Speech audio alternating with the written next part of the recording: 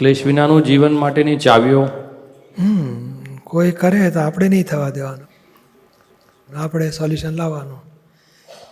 એ કંઈક પણ બગડ્યું, કંઈ પણ અટક્યું, કોઈને દોષિત નથી જોવા, કોઈની ભૂલ કાઢવા જેવું નથી. જેમ ટ્રાફિક જામ થયો, કોની ભૂલ કાઢીએ આપણે? રિક્ષાવાળાને, સ્કૂટરવાળાને, બસવાળાને, ટ્રકવાળા, કોને ગાળો ભાંડીએ? કોઈને નહીં. કોઈને નહીં, કારણ સંજોગો જ એવા થયા છે.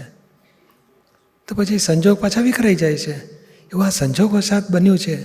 ગમે તેવું નુકસાન થયું, કોઈ અપમાન કરી ગયું, કામ બગડી ગયું, સંજોગો સાથ બગડ્યું. હવે કામકાજના સોલ્યુશન માટે બુદ્ધિ વાપરો. તો પછી ક્લેશ ક્યારે થાય છે? બીજાને ગુનેગાર જોઈએ છે. આ હું આવો છે, આ સાલો આવો છે, આ લોકો આવા છે.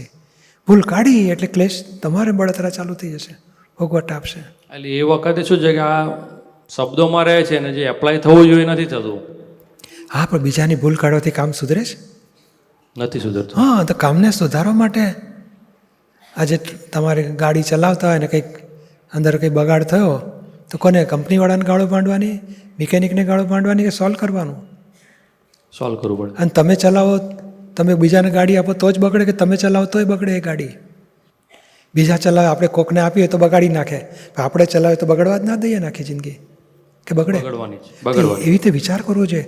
આ કામ મને સોંપ્યું હોય તો મારાથી બગડી શકે ખરું? તો જ કોઈનાથી બગડ્યું કે મારાથી બગડ્યું, પણ બગડ્યું માટે હવે સોલ્વ કરો ને, એને સુધારો ને. વ્યક્તિને કેમ ગુનેગાર જુઓ છો? આપણે તે બગાડ્યું, ભાન નથી પડતું, વળી મૂકીએ, પણ આપણાથી જિંદગીમાં કોઈ દર બગડવાનું જ ના હોય. જાણે જો આપણાથી બગડી શકે તો એનાથી પણ બગડી શકે. માટે હવે આપણું બગડ્યું હોય તો આપણે સુધારવું જોઈએ, કે આપણે વડવડ કરે તો કામ સુધરી જાય? સુધારવું પડે. કામ સુધારવાનું, તો વઢવાનો કોઈ અર્થ જ નથી.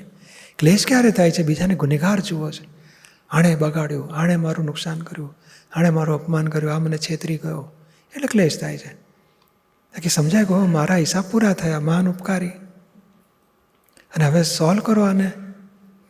કામ બગડ્યું તો એને સોલ્વ કરો બુદ્ધિથી. સમજાય છે ને? અને દાદાનું આખું પુસ્તક છે ક્લેશ વિનાનું જીવન, વાંચજો. જરૂર.